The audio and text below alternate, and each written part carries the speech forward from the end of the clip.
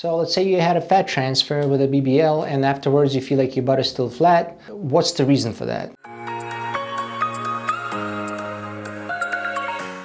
So the reason for that most likely is the shape of the butt before the surgery. You had a flat area there, and then even though the surgeon puts fat in there, the skin is tight in that area, so it doesn't expand as much. Imagine the butt being like a balloon. So you put the fat in, it goes everywhere, it expands it, and the expansion happens, but the shape is preserved. So it's kind of like you have the balloon that you make an animal from, you blow it up, and that shape that your balloon is, it just becomes bigger or smaller.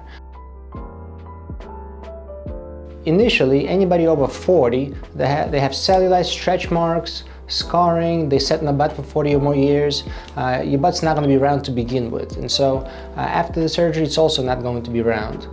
It'll be rounder, but there still will be areas where it will look a little bit flat. So if you feel like your butt is still flat after the surgery and you did not get the result you wanted, there's an option to do another fat transfer. Wait for about 6 months to a year, and sometimes the second time around the skin stretches a little bit better and it fills up a little bit better, and so you become rounder. But you always get close to the ideal, but you're never going to be perfectly round. That's just impossible, and so you just have to know what to expect after the surgery, not to be disappointed. When I do the fat transfers, I put the fat just underneath the skin, so there's a limit of how much it expands.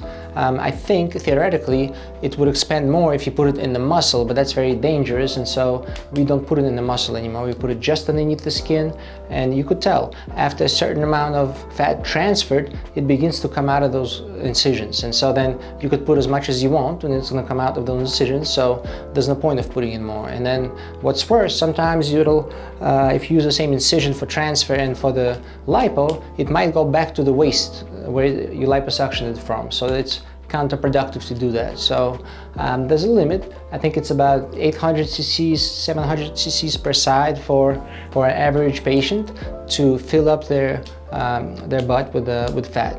So in summary, if you feel like your butt is flat after liposuction, the skin probably didn't expand, you could try to get another round or even two to fill it out more.